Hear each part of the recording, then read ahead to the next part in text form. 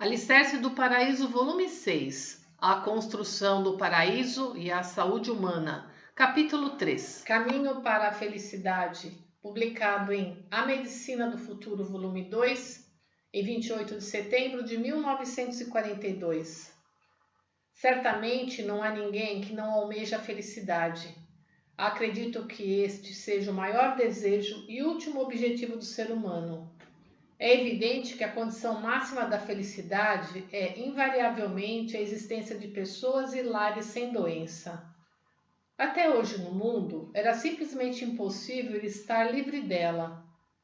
Quem quer que seja, mesmo com saúde, sentia-se inseguro, pois a qualquer momento poderia surgir alguma enfermidade. Suponhamos que, casualmente, um indivíduo adoeça. Uma vez que não consegue prever em absoluto se a cura será fácil ou não, fica bastante apreensivo. Pelos motivos expostos, até mesmo quem se encontra em uma situação financeira favorável ou é bem-sucedido, não leva uma vida efetivamente feliz por se preocupar com a doença. Por outro lado, conforme já expliquei repetidas vezes, a infelicidade tem origem na doença. Em grande parte, o objetivo de se ter uma reserva financeira é a prevenção para a ocorrência de algum adoecimento. O mesmo se dá com o seguro de saúde e de vida. Acredito que a finalidade do orfanato, do asilo, da associação de amigos, dos serviços de assistência regional e das demais atividades sociais e assistenciais seja a mesma. Por essa razão, mesmo que o governo conduza uma política perfeita, enquanto não solucionar o problema, a verdadeira felicidade do povo será impossível. Podemos dizer que a saúde é realmente a base da felicidade, ou melhor, ela representa a felicidade plena. O fato é que até hoje jamais surgiu uma medicina ou um tratamento que resolvesse essencialmente tal questão. Não estou me vangloriando, mas como já afirmei, por meio da medicina espiritual de Orei e do método de saúde instituídos por mim, o ser humano poderá escapar das preocupações causadas pelas moléstias. Portanto, posso afirmar com propriedade que as pessoas que conhecerem o de Orei finalmente terão a oportunidade de se tornar felizes.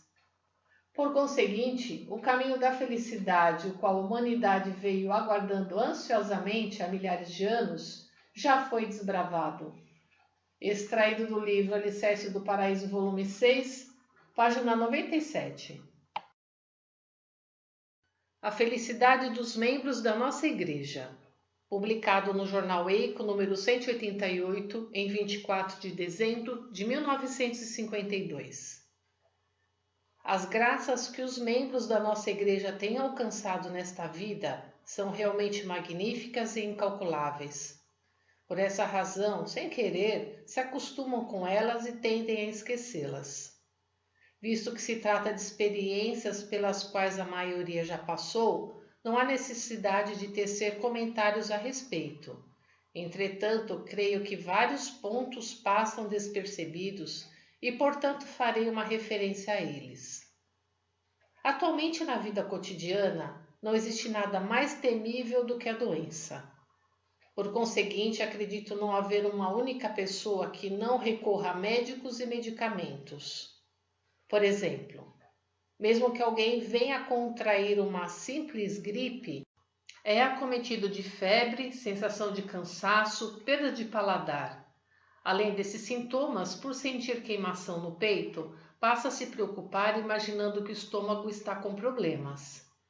Caso tenha uma leve dor de barriga ou uma diarreia, logo passa a imaginar: será que o intestino está com algum problema?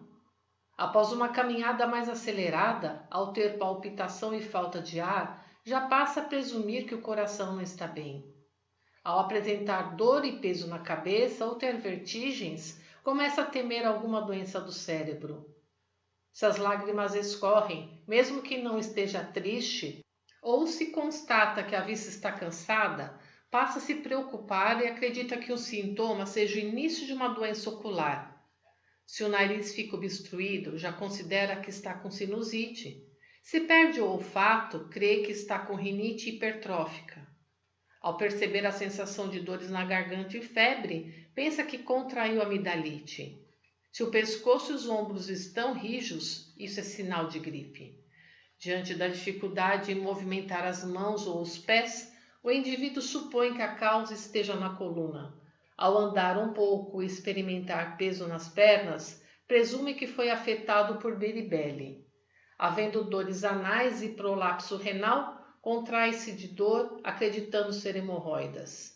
Se ao urinar tiver a sensação de ardência, ou caso a urina se apresente turva, logo passa a imaginar que está com tuberculose renal. Dessa maneira, a ansiedade e a preocupação em relação às doenças são intensas. Nesses termos, se eu for detalhar ainda mais, não haverá fim. Existem ainda as inquietações quanto às bactérias. Mesmo que uma pessoa venha contrair uma leve gripe, caso ela se descuide, ocorre uma piora. Como a tosse e o catarro não cessam, ela se preocupa e imagina que já esteja na fase inicial de alguma doença pulmonar. E ainda pensa, pode ser que eu tenha realmente me contagiado na ocasião em que visitei um amigo que sofria de tuberculose. Ou então, pode ser que eu tenha herdado de meus pais ou irmãos que vieram a falecer de tuberculose. Será um caso sério se chegar a uma situação irreversível. Desse modo, considera consultar um médico e reflete. Isso também é um ponto que requer atenção. Se por acaso o diagnóstico for tuberculose, será o fim, pois não poderei mais trabalhar. Nessas condições, como vou viver? Além disso, quem garante que minha esposa e filhos também não se contagiarão? Ah, realmente estou perdido. Dessa forma, as pessoas que se encontram nesse desespero começam a procurar publicações relacionadas à tuberculose e a lê-las avidamente noite adentro.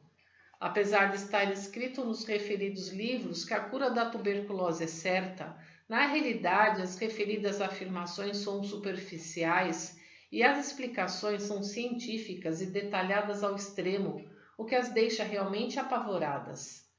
Se bem que, quando se fala em ciência, as pessoas confiam incondicionalmente. Portanto, quanto mais leem, mais aumentam suas preocupações. Mesmo que haja cura, não se sabe quantos anos vai levar para ocorrer. Além disso, submetendo-se ao repouso absoluto, elas nada poderão fazer. Se for por um período curto, sobreviverão graças, por exemplo, à poupança, ao seguro-saúde e ao auxílio-doença. No entanto, as pessoas continuam inseguras em relação ao futuro. Além disso, uma vez que os gastos com os tratamentos médicos são elevados, a menos que possuam consideráveis recursos financeiros, elas costumam ficar demasiadamente preocupadas com a doença e acabam por sofrer cada vez mais. Contudo, isso não se limita à tuberculose. Ultimamente é comum a propagação de várias doenças contagiosas. Quando advém uma diarreia intensa, as pessoas já começam a se afligir, presumindo que isso seja o início de uma disenteria.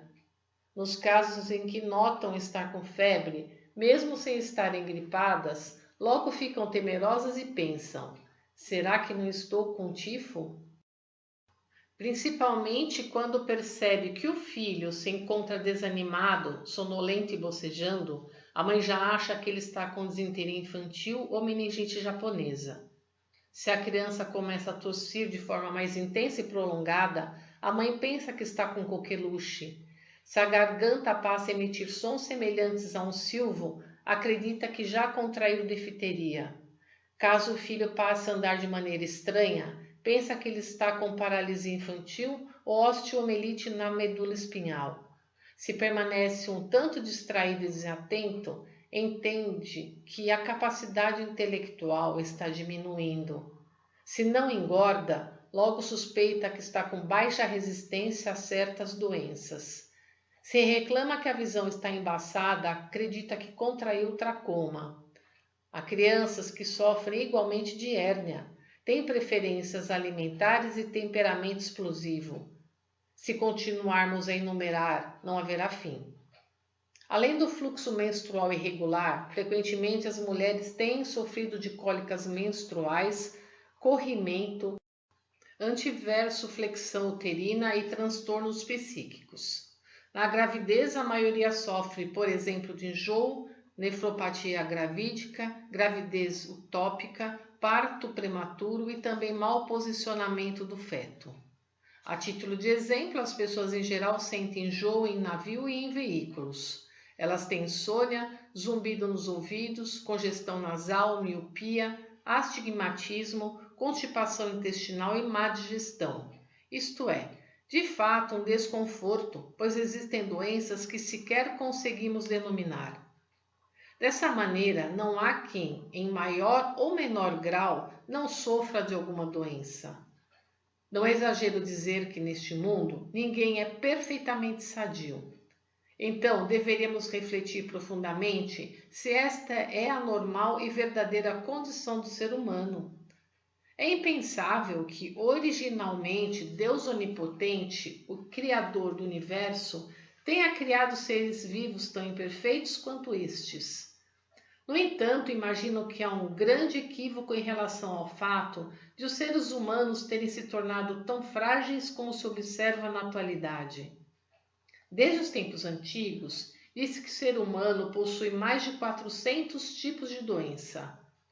Atualmente estão afirmando que seu número tem ultrapassado a casa dos milhares. É um fato realmente curioso. Apesar disso, comenta-se com orgulho que a medicina progrediu. De fato, sinto vontade de dizer que isso constitui uma completa loucura. A causa disso reside no grande equívoco da medicina moderna, que desconhece absolutamente a verdadeira origem das doenças, bem como seu tratamento. É, pois, um fato assustador. Afinal, o que é a doença? A resposta é muito simples. É o sofrimento decorrente do processo de eliminação de elementos tóxicos que não devem permanecer no interior do corpo. Os referidos elementos nada mais são do que os medicamentos. Consequentemente, não existe nada tão importante quanto a doença. Se compreendermos isso do fundo do coração, ao invés de nos preocuparmos, passaremos a perceber que a gripe, a diarreia, têm função e que devemos ser gratos às bactérias. Assim sendo, cada vez que adoecermos, a saúde aumentará e no final, obviamente, seremos tão saudáveis que mesmo que as bactérias passem a existir no interior do corpo, as doenças não vão mais aparecer. Isso não será realmente motivo de gratidão? A realidade nos tem comprovado isso claramente. Quando a pessoa ingressa na nossa igreja, conforme afirmei antes, a incidência das doenças vai diminuindo de forma gradativa e com o passar do tempo ela se torna cada vez mais saudável. Raramente há óbitos, mas isso se dá em decorrência da grande quantidade de toxinas medicamentosas e do tempo necessário para a eliminação. Diante disso, a morte sobrevém em razão do enfraquecimento físico. Contudo, esse número é bastante baixo. De acordo com as nossas estatísticas, tivemos resultados realmente magníficos, pois entre 100 tuberculosos, apenas 7 perderam a vida e 93 se restabeleceram. Conforme pudemos observar, nem é preciso dizer que a pessoa se torna verdadeiramente feliz ao ingressar na nossa igreja. Extraído do livro Alicerce do Paraíso, volume 6, página 98. A formação do paraíso por meio da saúde, publicado no jornal Ricari, edição extra, em 30 de maio de 1949. É desnecessário afirmar que o objetivo de todas as religiões é a concretização de um mundo melhor, ou seja, a extinção do sofrimento humano e a realização de uma vida repleta de alegria e prazer. Evidentemente, a chegada do Reino dos Céus, a importante profecia de Jesus Cristo, tem o mesmo propósito. No entanto, lamentavelmente, a realidade atual não corresponde a esse ideal comum. Aliás, temos a sensação de estarmos muito distantes de nos libertar da condição infernal que nos cerca. De fato, estamos estagnados desde a antiguidade, apesar de todo o esforço despendido no mundo por meio da religião, da filosofia, da moral, da educação, entre outras áreas da cultura. Em se tratando principalmente da questão da saúde do ser humano, que é considerada a causa fundamental das tragédias, não há avanço relevante. E esta afirmação não se restringe a nós. Tenho esclarecido esse respeito incansável e repetidamente. No entanto, sinto que não é exagero insistir no assunto. Por mais que seja repetitiva a explanação, transmite algo novo. Isso porque, enquanto o problema da saúde não for completamente solucionado, mesmo que as demais condições sejam preenchidas, estas não terão nenhum sentido. O Jorei, método de cura por meio da fé criado pela nossa religião, elimina todas as enfermidades do ser humano, possibilitando que seu corpo físico recupere a plena saúde. Uma descoberta extraordinária como esta supera o nível da cultura atual a ponto de ser alvo de interpretações equivocadas. Assim sendo, é inevitável que custem a aceitá-la somente por meio da palavra oral e escrita. É tal qual uma pessoa que está no andar térreo. Não tem a mesma visão de quem está no telhado de uma casa. Vejam que, ao se pesquisar a causa dos infortúnios, constata-se que ela reside infalivelmente na doença. Há casos de jovens acometidos pela tuberculose quando estão prestes a concluir a educação superior. Os pais, por sua vez, perdem a única esperança que nutriam e caem em desespero diante do destino incerto.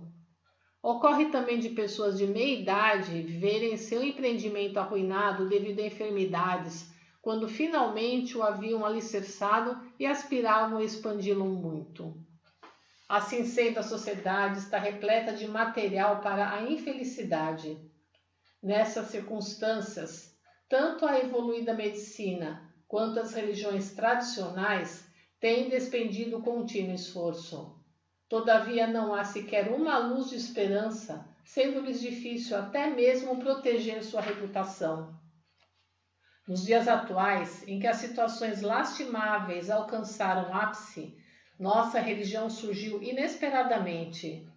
As pessoas que ingressaram nela e assimilaram com clareza sua essência compreendem com facilidade a importância da nossa contribuição para eliminar as tragédias. No entanto, há quem logo encerre o assunto dizendo: surgiu mais uma religião denominada Igreja Kannon do Japão. Com certeza deve ser falsa e supersticiosa. De maneira alguma perderei meu precioso tempo com ela. Se me sobrasse tempo, seria preferível ir ao cinema ou ao jogo de beisebol. Sem dúvida, até os jornalistas têm a mesma opinião. Haja vista os preconceituosos artigos de críticas às novas religiões. Abre aspas. Aproveitando-se do conturbado estado emocional do pós-guerra, forjam-se religiões fraudulentas que cometem o absurdo de enganar e explorar o povo que é ingênuo. Fecha aspas. Todavia, do nosso ponto de vista, não há contrassenso maior. Dessa maneira, muitos hipócritas ostentam uma suposta superioridade como se fossem capazes de identificar o conteúdo de algo por meio das aparências. Entretanto, a qualquer momento, eles próprios ou seus familiares poderão ter o infortúnio de serem acometidos por alguma doença, internados em hospital ou levados a despender altas somas. Assim, muitos não se libertarão da vida infernal que levam. Se a questão se limitasse a este contexto, não haveria problema. Todavia, pelo fato desses farsantes exporem suas ideias autocentradas e equivocadas ao público em geral através dos meios de comunicação, as pessoas caem na ilusão e a sociedade é conduzida às trevas. Portanto, devemos dizer o quão grave é esse tipo de pecado. O comportamento dos materialistas é uma das causas que impedem a redução do mal social.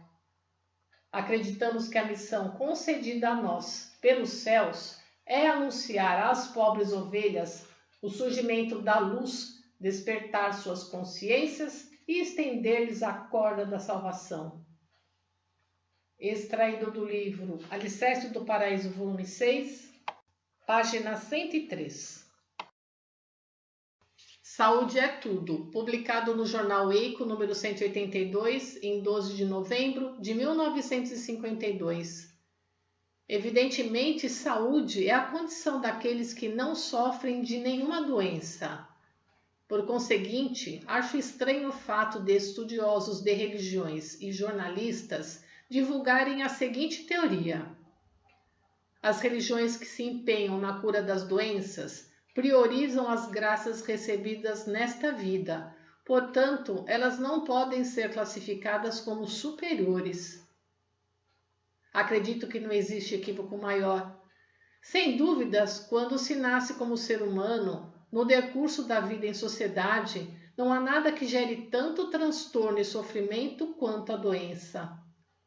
Analisando-se minuciosamente a causa dos infortúnios e tragédias da sociedade, conclui-se que ela se origina na doença. Parafraseando o clichê, por trás de um crime sempre existe uma mulher, pode-se dizer que, por trás da tragédia, encontra-se sempre a doença. Portanto, não há o mínimo equívoco em afirmar que o aumento do número de pessoas saudáveis reduz proporcionalmente a quantidade de seres infelizes. Essa realidade refere-se a indivíduos, mas o mesmo se enquadra em termos de país e sociedade. Haveria maior prejuízo do que o causado pela doença? O lema da nossa religião é construir um mundo isento de doença, pobreza e conflito. Com a exceção da doença, é óbvio que a pobreza e o conflito também terão fim. Isso é tão evidente que se dispensam maiores comentários. Contudo, até mesmo a doença não se restringe ao corpo físico. Atualmente, o problema maior são as doenças psíquicas. Em se tratando da guerra, evidentemente o lado que a provoca e o que a evita ocupam posições completamente opostas. Da mesma forma, a diferença entre os que promovem a guerra e os cidadãos que são incitados a guerrear.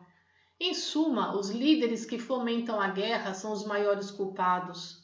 Presumo que eles escondam no íntimo um forte desejo que não se contenta com um sucesso que satisfaria pessoas comuns. Por apresentarem extraordinária competência e autoconfiança, não conseguem conter sua ambição desmedida.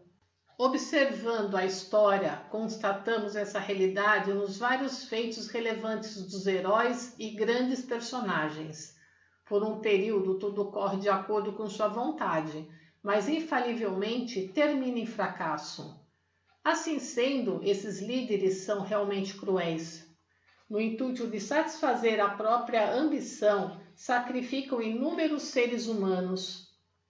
Pessoas comuns temeriam o pecado de ceifar vidas e causar sofrimentos ao próximo. Entretanto, eles permanecem indiferentes. O motivo é que, apesar de serem considerados heróis, na verdade possuem transtorno mental e sofrem de algum tipo de psicopatia. Aliás, indivíduos desprovidos de amor e compaixão, que se importam unicamente com o benefício próprio, apresentam essa disfunção psíquica. Após longo tempo de experiência, compreendi um fato intrigante. Aqueles que possuem distúrbios na mente, infalivelmente os têm também no corpo físico. Entretanto, o motivo de haver heróis e malfeitores que gozam de saúde plena é que, apesar de possuírem grandes quantidades de toxinas, estas se encontram fortemente solidificadas. Conforme exposto, não importa o recurso, seja a ciência, a religião, a filosofia, a educação ou outro qualquer, basta eliminar a doença do ser humano. Todavia posso afirmar que não existe em absoluto um poder capaz de erradicá-la, a não ser minha luz que provém de Su. Extraído do livro Alicerce do Paraíso, volume 6, página 106. Notas. Meishu Sama explica que o símbolo Su representa uma forma vazia na qual se pôs alma. No caso do ser humano, significa ganhar vida, sendo capaz de desempenhar atividades. Expandindo-se esse conceito, é preencher a civilização com um conteúdo que possibilita erradicar a doença, a criminalidade e a guerra. Por extensão, tem o sentido de destruir 99% do mal com a força de 1% do bem. Para aprofundar o entendimento sobre o conceito Su, sugerimos a leitura do ensinamento A Cultura de Su, que consta na coletânea Alicerce do Paraíso, volume 1. O Mundo Isento de Doença, Pobreza e Conflito, publicado em O que é o Movimento Messiânico? Construção do Mundo Isento de Doença, Pobreza e Conflito, em 15 de setembro de 1935. Qualquer pessoa dirá que o mundo sem doença, pobreza e conflito é simplesmente uma utopia, não podendo existir. No entanto, nosso movimento não hesita em acreditar nessa possibilidade. Em que se fundamenta a eliminação desses três males? Na extinção da doença. Suponhamos que uma pessoa adoeça. As despesas advindas da enfermidade e o prejuízo que ela tem por não poder trabalhar vão se acumulando com o prolongamento da enfermidade e normalmente terminam consumindo os bens da família. As economias obtidas com sacrifício ao longo dos anos acabam por se esgotar e a pessoa toma emprestado o que for possível, junto a parentes e amigos.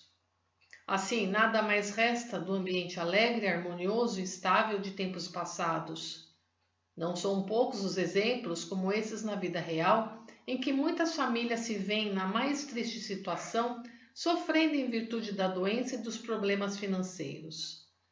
Quando uma pessoa está gravemente enferma, a família termina arcando com ilimitadas responsabilidades. Ela causa transtorno e prejuízo de grandes ou pequenas proporções a parentes, a amigos e, dependendo das circunstâncias, até a firma onde trabalha. As consequências da doença são desastrosas, pois o sofrimento atinge não só o próprio doente, como também vários de seus familiares e até estranhos. Se 2 ou 3 pessoas ficarem doentes consecutivamente e vierem a morrer, mesmo que se trate de uma família de muitos bens, ela se verá obrigada a mudar-se para cortiços ou outros lugares menos favorecidos, como provam inúmeros exemplos. As pessoas guardam dinheiro levadas por 2 razões. Uma é a vontade de enriquecer. A outra, se precaver para a eventualidade de despesas médico-hospitalares em caso de doença. A primeira constitui uma poupança ativa, enquanto a segunda, uma poupança passiva. E como todos sabem, as poupanças passivas são definitivamente mais numerosas. Se afirmarmos, portanto, que a principal causa da pobreza é a doença, ninguém poderá negá-lo. Com relação ao conflito, seja entre países, seja entre pessoas, a maioria é motivada por razões de ordem econômica. Assim, se quisermos eliminar a doença, a pobreza e o conflito, a primeira questão a ser considerada é livrar o ser humano das doenças. Seja qual for a forma de salvação, não há alternativa além desta. E só há uma força capaz de concretizá-la: o poder de Deus. Por essa razão, nem mesmo Cristo ou Sakyamuni imaginaram um empreendimento tão maravilhoso. Podemos dizer que as pessoas que acreditarem no poder de Deus serão felizes como jamais houve alguém até hoje. Extraído do livro Alicerce do Paraíso, volume 6, página 109. A Cultura do Amanhã, publicado em A Medicina do Futuro, volume 3, em 23 de outubro de 1943. Desejo apresentar o resultado das pesquisas a respeito do espírito e do mundo espiritual que realizei com vários métodos durante aproximadamente 20 anos. Originariamente, o espírito é algo indefinido e assemelha-se ao nada. Portanto, não há meio de comprovar sua existência de imediato. É evidente que será difícil chegar a uma conclusão por critérios materiais baseados no saber científico.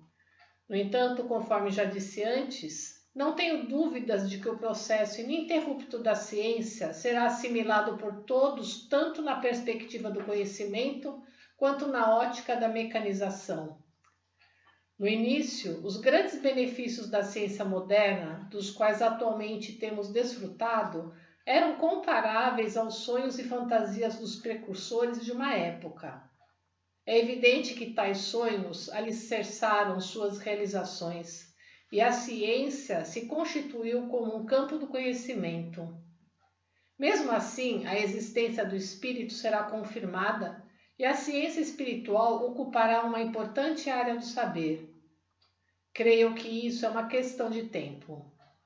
Exemplificando, é o mesmo que querer explicar aos povos bárbaros a existência física do ar. Por mais que se tente esclarecê-la, jamais acreditarão. Da mesma forma, se demonstrarmos aos homens cultos da atualidade a existência do espírito e do mundo espiritual, acho que eles não nos darão crédito. No entanto, quando os fatos são analisados com base no conhecimento da existência do espírito, tudo fica muito mais claro e não há risco de contradições e incoerências. Além disso, mesmo na hora de se criticar a ciência materialista, é possível distinguir facilmente o cerne da questão. A manifestação de tão maravilhosa força se deve à própria verdade. Nesse sentido, é possível imaginar a grande transformação que se está processando hoje em dia no mundo e a nova cultura que surgirá daí em diante. Mas afinal, após a grande transição, o que ocorrerá com a cultura de até então? É óbvio que nascerá uma cultura espiritualista que se expandirá imensamente.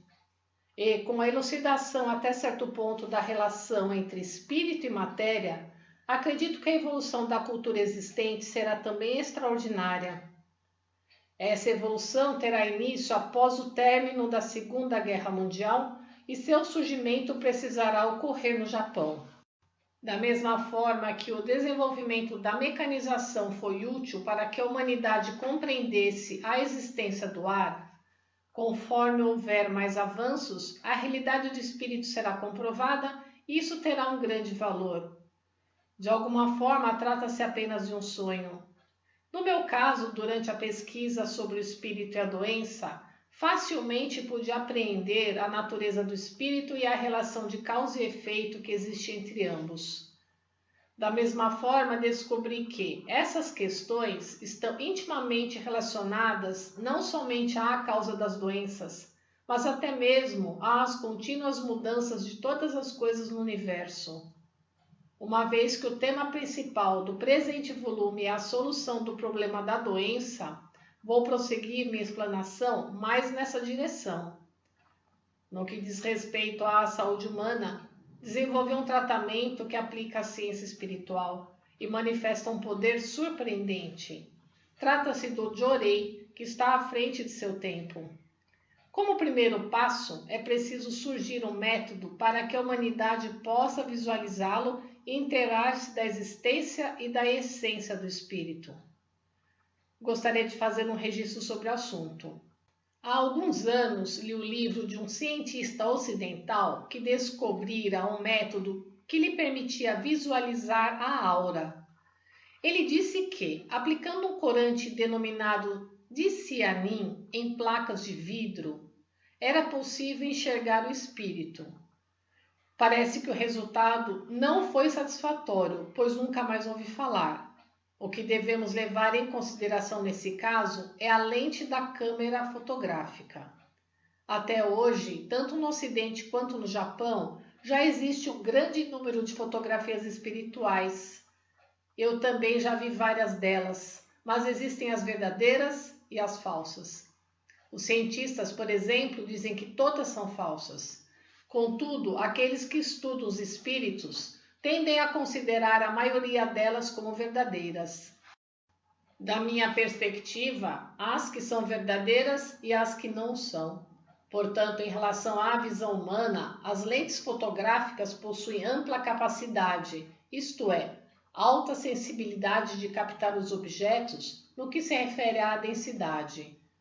Por conseguinte, se fomentarem esse princípio e produzirem lentes ainda mais avançadas, acredito que será possível fotografar os espíritos.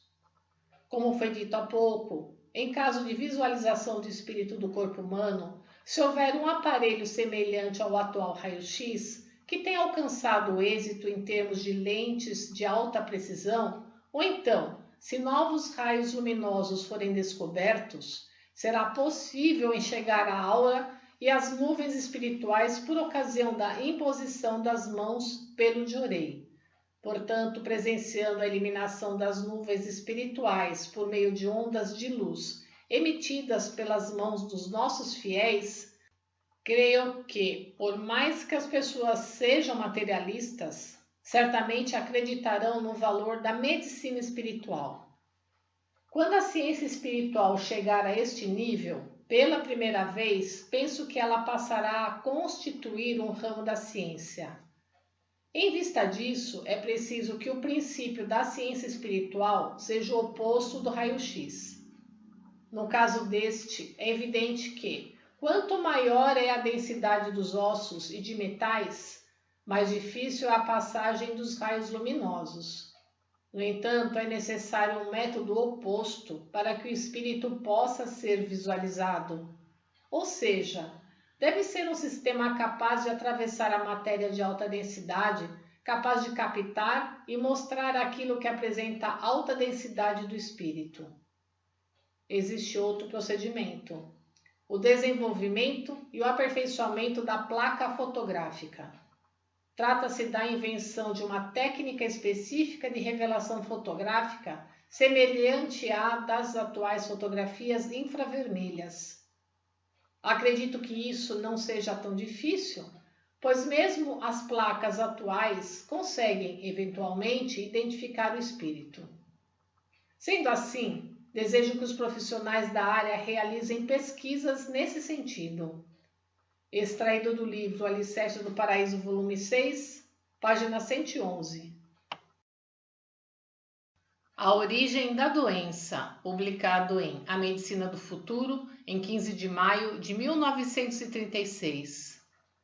O que é a doença? Sem dúvida, é o sofrimento que se manifesta devido a um fenômeno anormal que ocorre em uma parte ou em todo o corpo físico. Por que surge esse fenômeno? A medicina atual ainda não descobriu o motivo. Apresentando o resultado de minha pesquisa, gostaria de indagar os intelectuais e profissionais da área do mundo inteiro sobre isso. Fundamentalmente, todos os animais são constituídos de espírito e corpo físico. Graças à junção íntima e inseparável de ambos, é que se manifesta a força da vida. A alma move a vontade de pensamento, que por sua vez governa o espírito. Contudo, até hoje, a medicina ocidental veio desenvolvendo análise e pesquisas minuciosas, não levando o espírito em consideração e priorizando apenas o corpo físico. Por ser uma ciência criada pelo materialismo, não há o que fazer. Todavia, a origem da doença, ou seja, a causa, na realidade, não está na matéria, e sim no espírito. Primeiramente, ela surge no espírito e depois se reflete no corpo. Em outras palavras, a causa da doença situa-se no espírito e o efeito aparece na matéria. Posso afirmar que, enquanto a relação do espírito e da matéria não for detectada, mesmo que pesquisas sejam feitas por centenas de anos, as doenças não serão curadas de forma alguma. É lamentável que, apesar do atual nível de progresso científico, não se comprove a existência do espírito por meio de aparelhos. Portanto, podemos dizer que a cultura atual equivale à cultura da época anterior à descoberta do ar. Entretanto, é óbvio que não podemos dizer que a ciência, que constatou os elementos que constituem o ar, não seja capaz de desvendar a realidade do espírito. Com a descoberta do ar, a ciência deu um grande salto repentinamente. Se ela porventura puder detectar a existência do espírito, acredito que serão estabelecidos a verdadeira medicina e o autêntico tratamento. Consequentemente, a religião e a ciência também se unirão. Dessa forma, creio que a luta contra o espiritualismo, como a que ocorre hoje, vai desaparecer sem deixar vestígios. Eu, através do princípio terapêutico que prioriza o espírito, atualmente venho alcançando resultados surpreendentes. As pessoas, presenciando os resultados positivos ocorridos diariamente e sentindo-se realmente surpresas, têm afirmado que se trata de um grande milagre. Se houver uma compreensão sobre o princípio da terapia centralizada no espírito, que não recorre a medicamentos ou a intervenções físicas, é natural e incontestável que a cura ocorra. Nesta mesma lógica, nós ficaríamos realmente surpresos se uma terapia centralizada no corpo físico fosse capaz de promover a cura completa. Não é que eu seja um crítico da ciência. O que faço é apontar os equívocos da medicina. Isso porque é imensurável o bem-estar que o progresso científico trouxe à humanidade. No futuro, é preciso fazer a ciência desenvolver e avançar cada vez mais e, obviamente, desejar que ela evolua até se integrar à religião. Aqui se encontra latente um fato importante que nos conduz facilmente ao erro. Trata-se da ciência que, como em um passe de mágica, faz as máquinas trabalharem tal como os seres vivos. Na realidade, elas conseguem substituir até mesmo o ser humano. No entanto, isso não significa que seja possível tratar as pessoas, que são seres vivos, como máquinas. A razão disso, conforme afirmei no início, é que estas são destituídas do pensamento-vontade, de espírito, embora o ser humano os possua. As máquinas, por ser uma matéria, quando sofrem avarias, podem ser consertadas com ferramentas, substituindo-se as peças, o óleo e demais componentes. Mesmo em se tratando de doenças que podem ser consideradas como avarias que surgem no corpo humano, simplesmente não há razão para que sejam curadas por máquinas e medicamentos. O corpo humano não é exclusivamente matéria. O sangue, os nervos e as células vivas sofrem mutações e metabolismos constantes. Realmente, trata-se da incógnita X, um mistério surpreendente. O ser humano não é uma existência material produzida pela ciência. De fato, mesmo que se queira criá-lo, não há como fazê-lo. Portanto, trata-se da criatura que constitui o maior dos mistérios, um ser espiritual elevado, completamente diferente das plantas e dos animais. Extraído do livro Alicerce do Paraíso, volume 6, página 114. As pessoas de fé e as descrentes, publicado no Jornal Ricari número 2, em 20 de março de 1949. Em primeiro lugar, gostaria de deixar claro que a expressão pessoas de fé se refere às que professam nossa religião e não às praticantes de outras crenças. Desconheço o passado, mas observando objetivamente as pessoas que vivem neste mundo de sofrimentos, concluo que a expressão pobres ovelhas, empregada por Jesus Cristo, é bem adequada. Pensemos. Quantas criaturas vivem tranquilas, sem quaisquer preocupações? Certamente nenhuma. Entre as apreensões que afligem o ser humano, a que se poderia colocar em primeiro lugar é a doença. Nunca sabemos quando seremos acometidos por alguma enfermidade. Pode ser que fiquemos gripados daqui a uma hora, ou que a gripe se agrave e se transforme em pneumonia. Ou melhor, que seja o início de uma tuberculose. É possível que esta noite tenhamos uma crise de apendicite e acabemos nos contorcendo com dores agudas, ou que, de modo inesperado, venhamos a contrair tifo ou alguma doença de origem desconhecida. Quem tem filhos corre o risco de vê-los acometidos por epidemias de difteria ou meningite e em poucos dias perder a vida. Os idosos, por sua vez, podem a qualquer momento viver a tragédia de um derrame cerebral que lhes paralise parcialmente o corpo, prendendo-os ao leito durante anos a fio.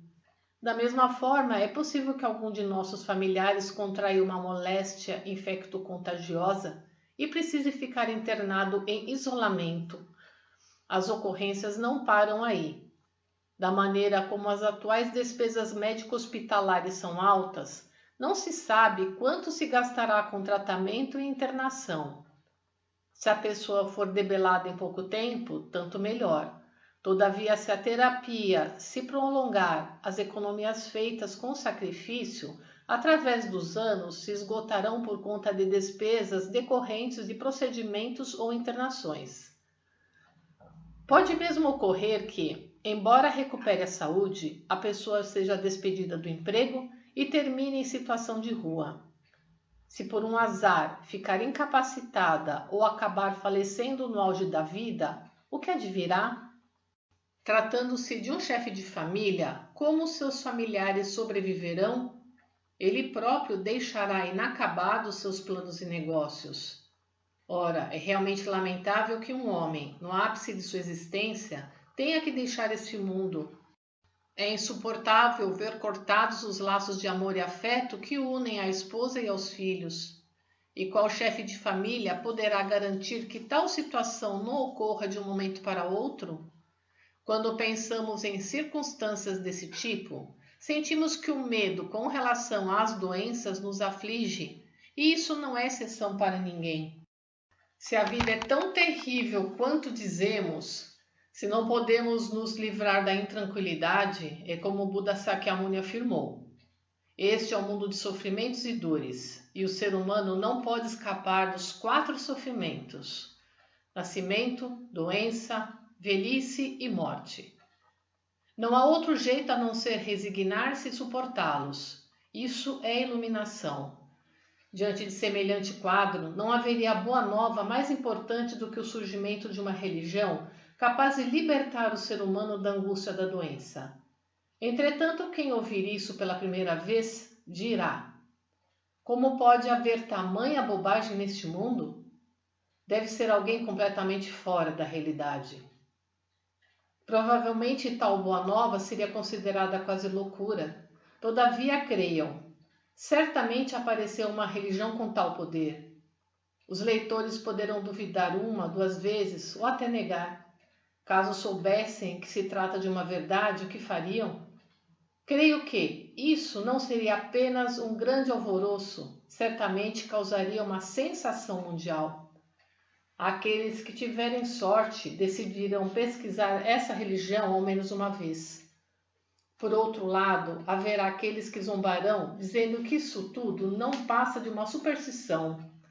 Tais pessoas devem ser companheiras dos suicidas que se atiraram das cataratas de Kegon ou se jogam para dentro da cratera do Monte Mihara e provavelmente são verdadeiramente infelizes. Talvez possa parecer um autoelogio, mas primeiramente vou falar de maneira simples sobre a fé messiânica e a doença. As pessoas que tiverem compreendido a verdadeira natureza da fé por meio de nossa religião não ficarão nem um pouco preocupadas com as enfermidades. E não é só isso. Esclarecidas sobre a origem da doença, ao invés de temor, sentirão até alegria. Isso porque a doença é uma ação fisiológica natural para aumentar a saúde, o que constitui uma imensa bênção concedida por Deus. É natural, pois, que, por meio da irradiação da luz divina, todas as enfermidades sejam curadas. Anteriormente falei somente sobre a doença. No entanto, além dela, existem várias causas de infelicidade.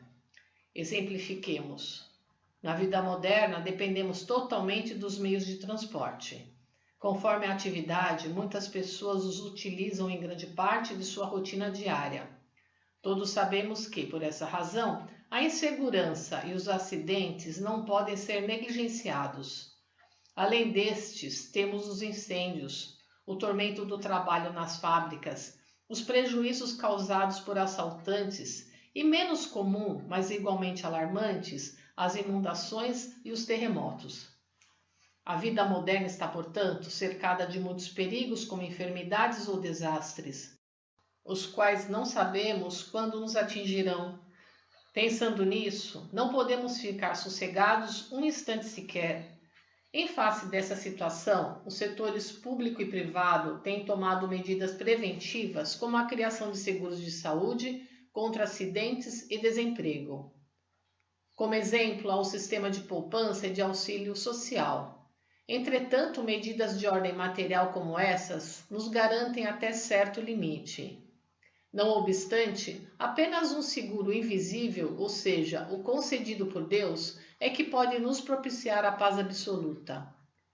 O homem moderno vive um dilema. Constata que apenas as medidas materiais não lhe proporcionam uma existência sem os sobressaltos, mas dificilmente aceita o conceito de força intangível ou do seguro proveniente de Deus. A realidade é que habitualmente experimenta dias de inquietações, não passando de uma pobre ovelha. Para nós que somos pessoas de fé, é realmente insuportável ver a situação aflitiva e incerta dos descrentes, os quais vivem como aguapés, sem ter onde se firmar. Exatamente como aqueles que manejam um pequeno barco em alto mar.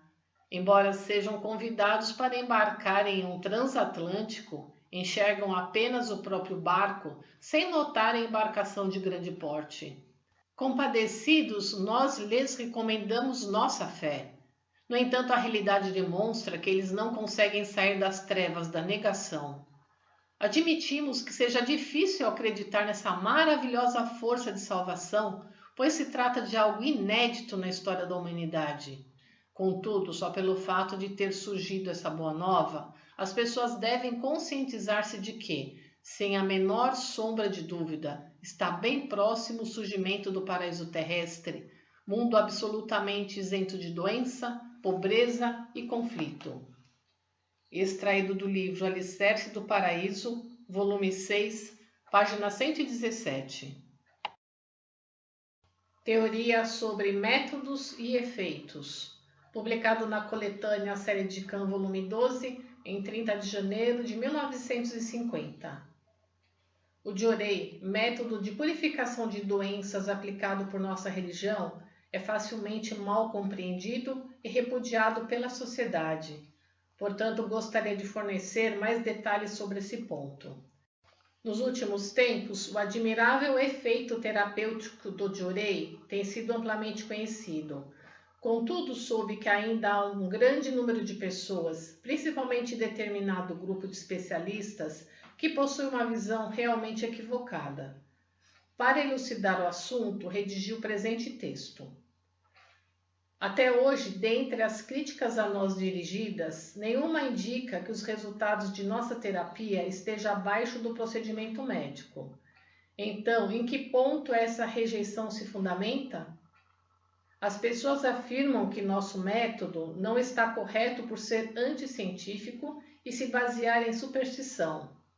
Isto posto, tentarei refutar tais opiniões contrárias e analisarei o motivo pelo qual somos tidos como anticientíficos e supersticiosos. Presumo que seja porque não utilizamos equipamentos médicos e fármacos. Isso é compreensível, pois nossos críticos veem o corpo humano, alvo do tratamento, como uma matéria, um animal. Em contraposição, nós não consideramos o corpo apenas como matéria. O ser humano é constituído por dois elementos, corpo físico e espírito, seirei, o qual é invisível. Além disso, uma vez que o espírito é o principal, ele move o corpo conforme a vontade humana. Indiscutivelmente, a diferença entre a interpretação materialista e a espiritualista reside neste ponto. Em suma, a questão consiste na distinção entre a matéria move o espírito e o espírito move a matéria. Nessa perspectiva, enquanto os médicos recuperam o corpo material por meios materiais, nós realizamos a cura do espírito por meio do espírito. Assim sendo, como será possível chegar a um julgamento preciso, capaz de determinar qual percepção está correta? Esta deve ser a chave para uma conclusão irrefutável acerca da questão. Nesse sentido, a ocorrência de resultados concretos é a condição para que o método não possua o mínimo erro. Uma vez que a interpretação materialista tem a matéria visível como seu objeto, qualquer pessoa é capaz de aceitá-la sem contestação. Em contrapartida, visto que a explicação espiritual se baseia em algo semelhante ao nada, invisível, existe a desvantagem de ela não ser apreendida com facilidade. Aproveitando-se disso, aqueles que nos criticam sempre desaprovam nosso método sem a mínima referência aos efeitos. Eles agem assim porque confiam mais no que ouvem do que nas próprias observações. A realidade é que, apesar do amplo uso de fármacos e equipamentos, o doente não é curado pelos métodos materialistas.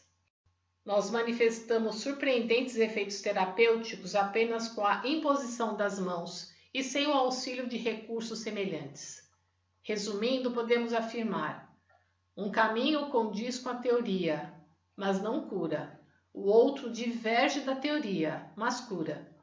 O primeiro prioriza o método, o segundo, os efeitos. Desse modo, devem prestar muita atenção a essa diferença.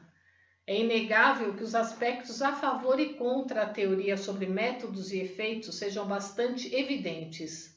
Aprofundando esse raciocínio, deduz-se o seguinte: mesmo que um método seja científico, se ele não for útil na prática, conclui-se que não se trata de uma ciência minimamente correta. Ao contrário, se os efeitos forem positivos, poderemos dizer que é uma ciência benéfica e adequada. O que há é tão somente a diferença entre o visível e o invisível. O primeiro é a pseudociência visível, enquanto o segundo é a ciência do invisível. Se acharem meu ponto de vista incorreto, devem contestá-lo.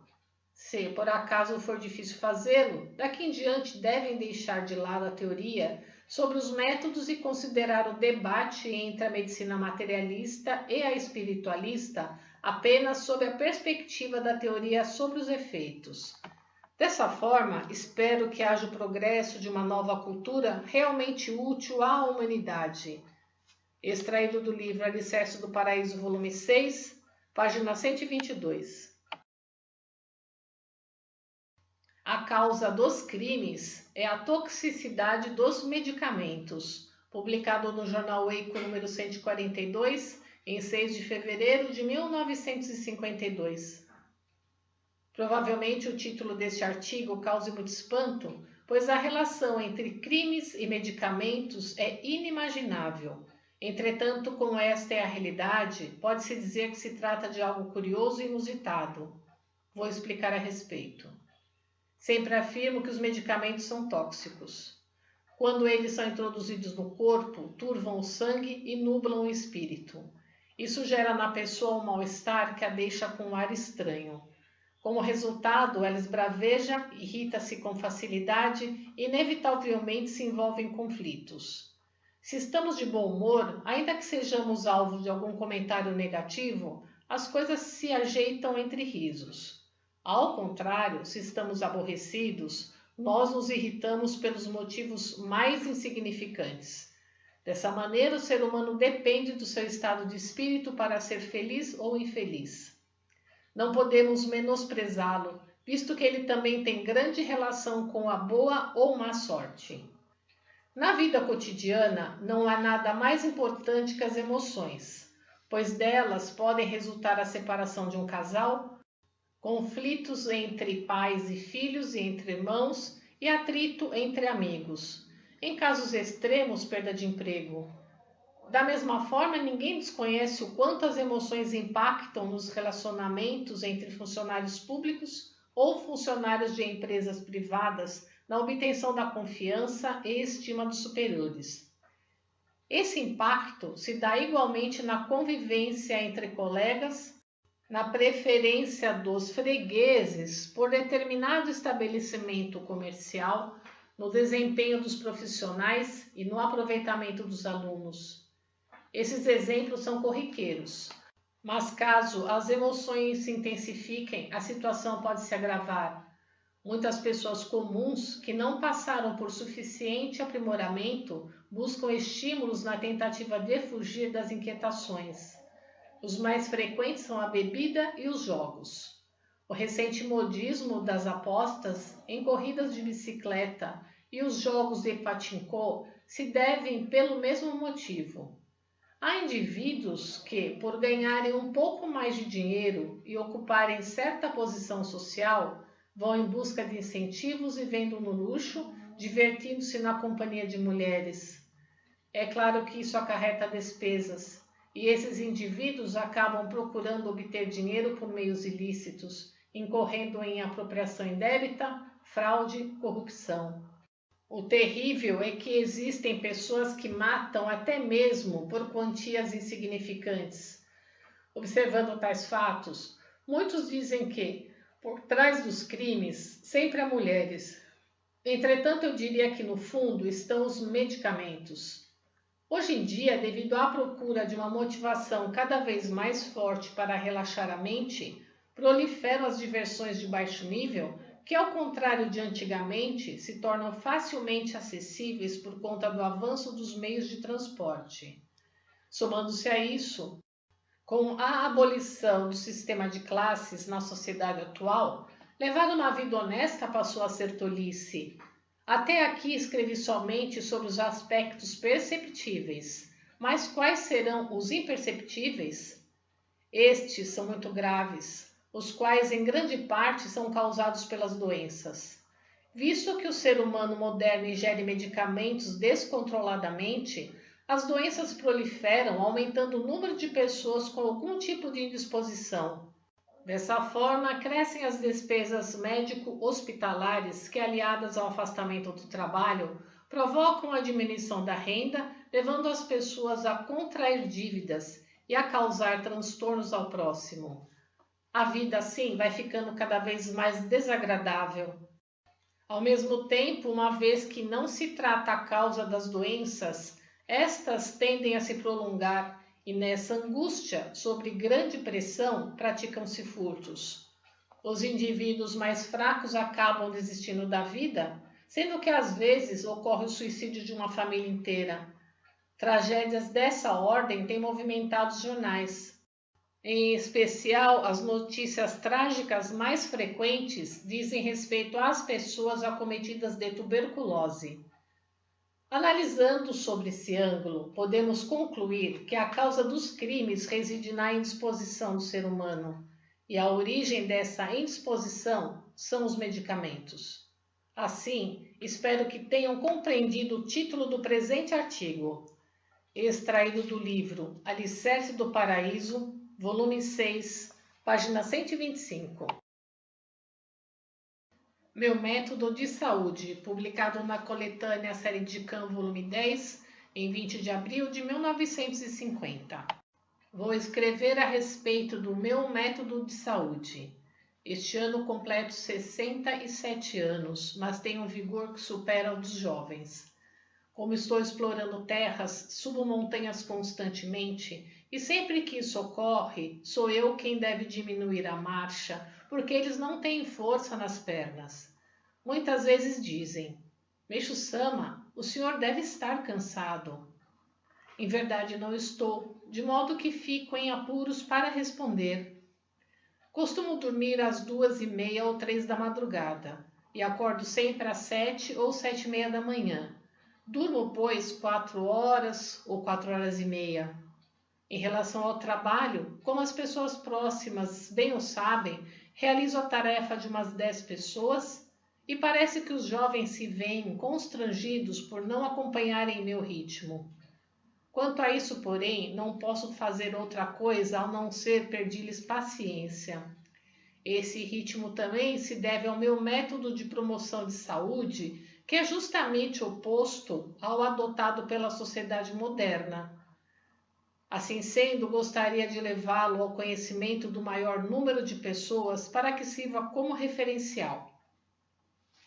Em primeiro lugar, o método de promoção de saúde da medicina moderna Recomenda que as pessoas não se excedam, durmam bastante, consumam os devidos nutrientes, mastiguem o alimento demoradamente, não sobrecarreguem a mente, entre outros.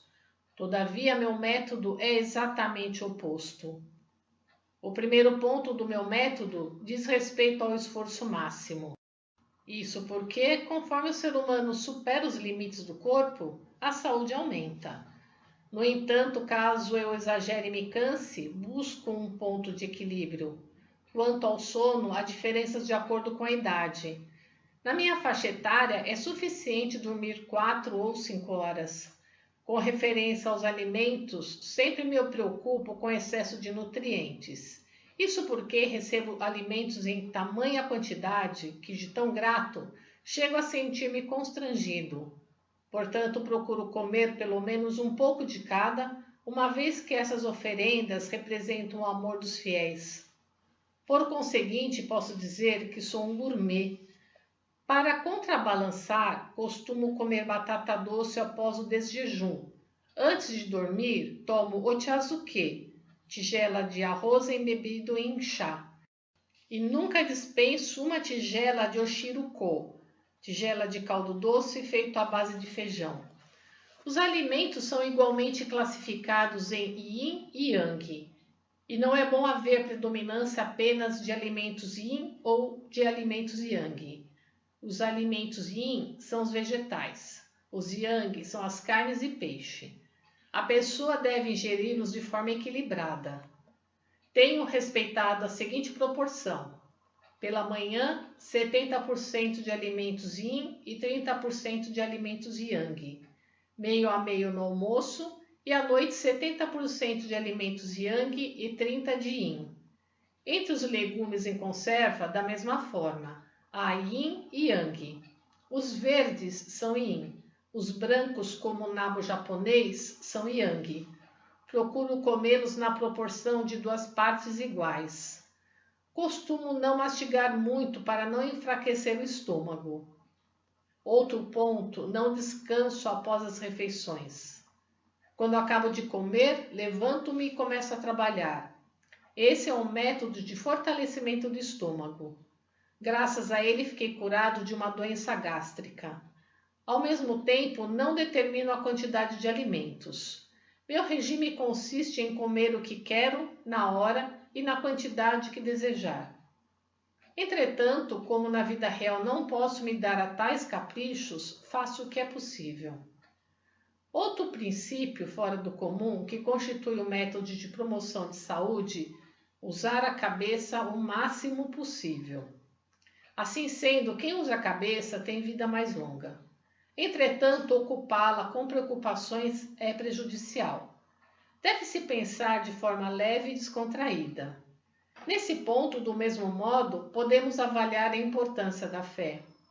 Quem a possui entrega as preocupações a Deus e assim a maior parte delas diminui. Em outras palavras, isso significa dividir a carga com Deus. Embora isso possa soar como uma grave afronta, ele se alegra com tal postura. Há muito tempo caminho pelo menos uma vez por dia. Tenho feito isso mesmo quando chove ou venta bastante, andando o máximo que posso. Ademais, tomo aproximadamente 3 doses de saquê em um total de quase 100 ml e bebo um copo de cerveja. Quanto ao cigarro, fumo a quantidade normal. Eis o meu método de saúde. Evidentemente, não me preocupo com bactérias. Poderão achar que se trata de um procedimento um tanto descuidado, mas afirmo que este é o verdadeiro método para a promoção da saúde. Qualquer pessoa que venha a praticá-lo terá saúde garantida e jamais se tornará o tipo intelectual de rosto pálido. Assim sendo, recomendo que o adotem com tranquilidade. Extraído do livro Alicerces do Paraíso, volume 6, página 128.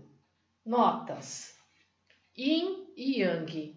Conceito do taoísmo que, na cultura chinesa, remete ao par de forças fundamentais opostas e complementares encontradas em todas as coisas, em perpétua oscilação de predominância, supremacia relativa ou passageira do Yin ou do Yang.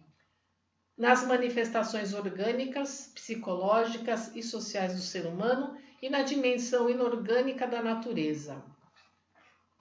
Sobre o cigarro, é importante notar que a composição do cigarro da época era diferente, livre dos aditivos químicos que se vê na atualidade. Sabe-se ainda que Meixo Sama não tragava, mas se deleitava com a fragrância do cigarro. Fumava 4 ou 5 cigarros por dia. Como tornar as crianças saudáveis? Publicado no jornal Eco, número 95, em 14 de março de 1951. As crianças de hoje têm a saúde muito precária. É desolador verificar em toda parte o grande número de crianças frágeis e pálidas. Até pouco tempo, isso só ocorria com as da cidade, mas ultimamente vem se observando a mesma tendência na zona rural. Em certa vila da província de Nagano, após um exame de saúde, constatou-se que, entre 100 alunos do ensino fundamental, 81 apresentavam suspeitas de tuberculose pulmonar. De vez em quando aparecem notícias semelhantes nos jornais. Qualquer pessoa, fatalmente, fica perplexa diante dessa realidade, pois o progresso da medicina já se estende até mesmo às vilas. Visto que a causa é totalmente desconhecida, o problema se torna mais grave. Assim sendo, escreverei sobre a verdadeira causa da saúde precária das crianças, na perspectiva de uma medicina em concordância com a natureza. Só podemos crer que essa causa decorre da visão equivocada da higiene e da nutrição. A questão é que atualmente tem-se a ideia de que é positivo criar as crianças japonesas de forma idêntica às ocidentais, em todos os aspectos.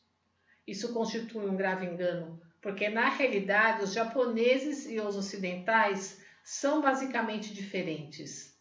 No passado, essa criação errada limitava-se às grandes cidades, mas parece que nos últimos tempos vem sendo igualmente adotada no interior. O equívoco consiste no desprezo à natureza, além dos seguintes pontos. A. Dar pouca importância ao leite materno, como ocorre no Ocidente. B. Oferecer leite de vaca em excesso. C. Dispensar cuidados exagerados. D. Fazer ingerir medicamentos em demasia. E. Aplicar injeções indevidas, entre outros. Tudo isso, ainda que teoricamente esteja correto, na verdade acaba enfraquecendo o corpo físico. Para os ocidentais não há problema, pois foram criados dessa maneira desde a época de seus ancestrais. No caso dos japoneses, tal mudança brusca é nociva. Para estes, a melhor criação é a japonesa, praticada desde a antiguidade.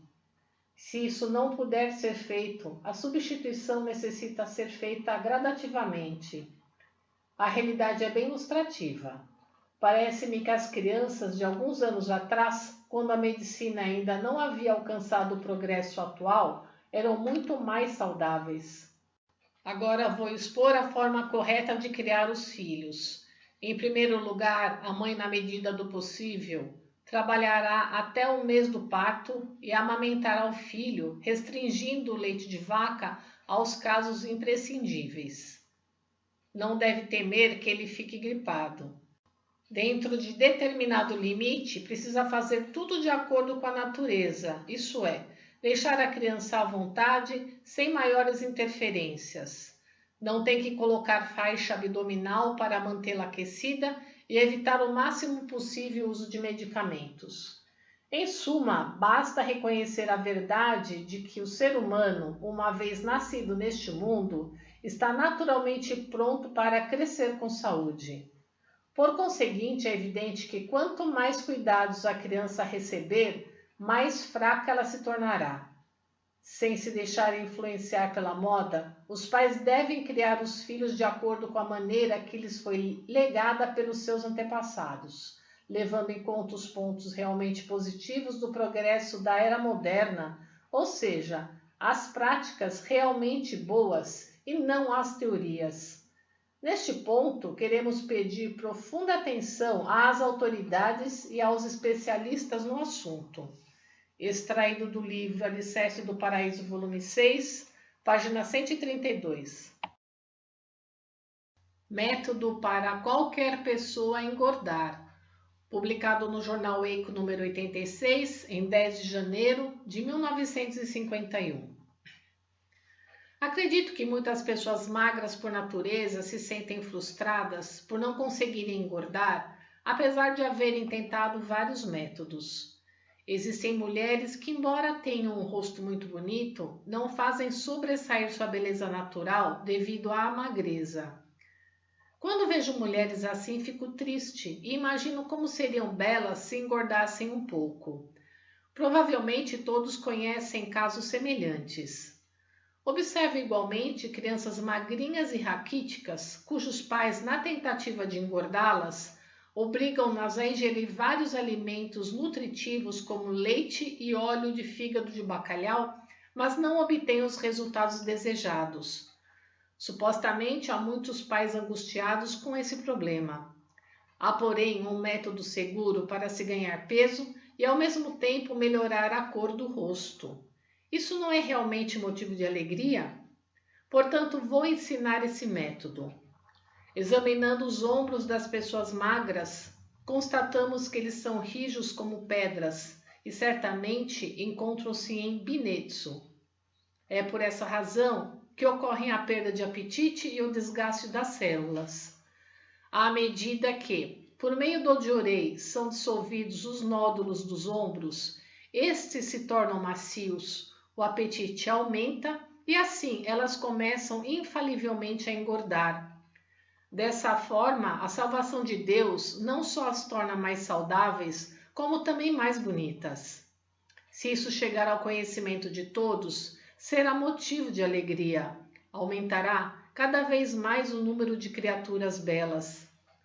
É claro que haverá mais crianças saudáveis e desse modo os pais se sentirão imensamente felizes. Uma coisa difícil de ignorar é o fato de homens, mulheres e crianças nessa situação serem facilmente confundidos com os tuberculosos, visto que as pessoas com esses sintomas tendem a se resfriar, estão sempre magras e sem vigor, apresentando tosse e catarro. Os médicos as diagnosticam erroneamente como tuberculosas.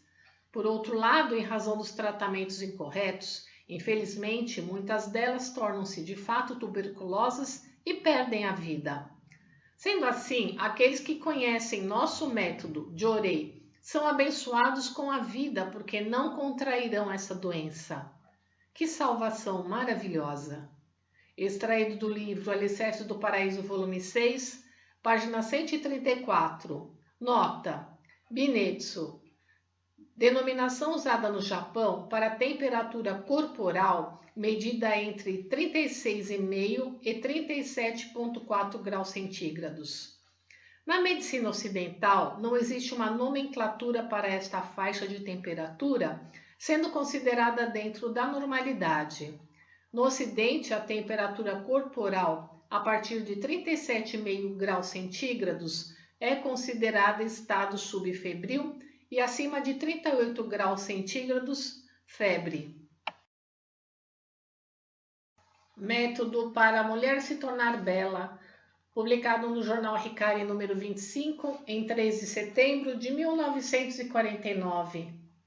Em linhas gerais, a beleza feminina pode ser classificada em 3 tipos. A. Beleza artificial. B. Beleza natural. E C. Beleza de sentimentos. A beleza artificial é a que se obtém por meio de maquiagens como batons, entre outros. A natural é decorrente da saúde. Nesse caso, a pessoa é corada e muito vivaz.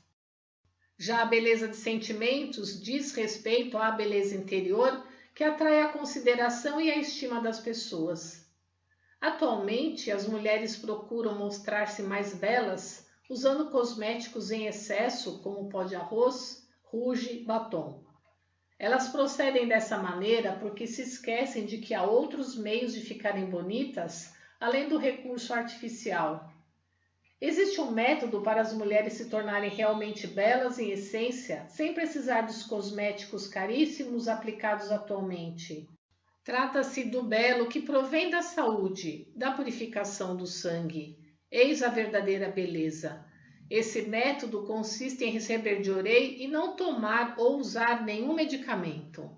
Devido ao grande consumo de fármacos, a pele apresenta-se sem viço, enrugada como a dos idosos, e além disso o rosto é pálido ou arroxeado. Na tentativa de esconder tais imperfeições, as mulheres consomem cosméticos exageradamente. É evidente, porém, que, se os sentimentos não forem belos, não se poderá dizer que sua beleza seja verdadeira. Aqui se nota a importância da fé. A prova disso é que as pessoas que ingressam na nossa igreja adquirem, com o passar do tempo, uma beleza irreconhecível. Extraído do livro Alicerces do Paraíso, volume 6, página 136. Medicina Esportiva, publicado em Evangelho do Paraíso, em 5 de fevereiro de 1947. Por que será que os atletas profissionais, apesar de sua excelente forma física e de sua resistência, têm uma vida relativamente curta? Isso constitui um mistério até mesmo para a medicina. Gostaria de emitir um parecer sobre o motivo. Embora existam várias modalidades de esportes, grande parte dos esportistas se restringe à prática de apenas uma delas. No caso de ser constante, em que se executam os mesmos movimentos, as toxinas retidas nos pontos onde se coloca mais força acumulam-se e solidificam-se. Com o passar do tempo ocorre ação purificadora. Distintas das pessoas comuns, as toxinas dos atletas estão mais solidificadas. Portanto, a purificação persiste por mais tempo, o que torna difícil a cura. Baseado em minha experiência, posso dizer que os nadadores profissionais possuem nódulos protuberantes em um dos ombros. Quando ocorre o processo purificador, aparecem-lhe sintomas semelhantes aos da tuberculose e, por essa razão, na maioria das vezes, os médicos diagnosticam essa doença. Assim se explica a incidência de tantos casos de tuberculose entre os atletas de natação. Por outro lado, os golfistas são mais suscetíveis a doenças renais, porque fazem esforço nos quadris, o que provoca o acúmulo de toxinas na altura dos rins. Outro exemplo é a conhecida incidência da hipertrofia miocárdica entre os maratonistas. A meu ver, na perspectiva da saúde, os esportistas deveriam dedicar-se a 2 ou mais esportes. Essa visão, porém, não se restringe às atividades físicas. Os músicos e outros profissionais também precisam tomar cuidado, pois há a possibilidade de contraírem doenças devido aos movimentos repetitivos que executam. No caso dos pianistas, as toxinas tendem a se solidificar na região torácica, pois se exerce muita pressão nos braços. Já os violinistas comprimem os ombros, enquanto os violoncelistas sobrecarregam o ombro esquerdo e os quadris. Como este é um aspecto que não pode ser negligenciado, recomendo aos músicos e outros profissionais que busquem equilibrar os esforços corporais por meio de variados movimentos. Extraído do livro Alicerces do Paraíso, volume 6, página 137. A mudança no método Dojiorei, publicado no jornal Eiko, número 84, em 27 de dezembro de 1950. A mudança no método Dojiorei foi determinada em concordância com a revelação que recebi de Deus. Assim sendo, a partir de hoje, desejo que sigamos conforme essa revelação. O motivo se dá por conta da recente grande transformação do mundo espiritual, e é isso que fundamenta tal modificação. Até agora, o método Dojiorei incluía o espírito e a matéria. É fato que, ao transmitirem a energia espiritual por meio das mãos, as pessoas, até certo ponto, acrescentavam a própria força. Visto que esta corresponde à matéria, a força do espírito diminui proporcionalmente e isso era o que mais ocorria. Portanto, quanto mais elas se empenhavam, menores eram os efeitos.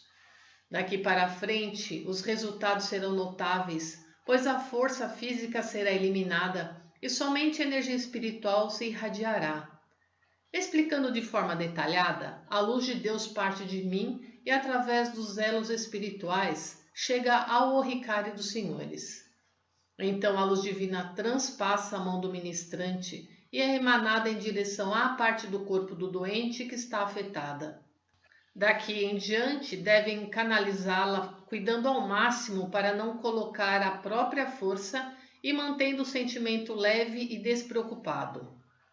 Graças a esse método, com certeza a cura se processará de maneira extraordinária e seu efeito será 5 vezes maior que o de até então. Assim presumo que a obra divina se expandirá surpreendentemente. Nesse sentido, basta seguir minhas orientações sem hesitações ou temores. Tudo isso se deve à chegada do tempo e à vontade de Deus de impulsionar a salvação da humanidade. Por ser difícil entender essa mudança, darei explicações detalhadas por ocasião dos encontros. Extraído do livro O Alicerce do Paraíso, volume 6, página 139. Compartilhe os ensinamentos de Meixo Sama.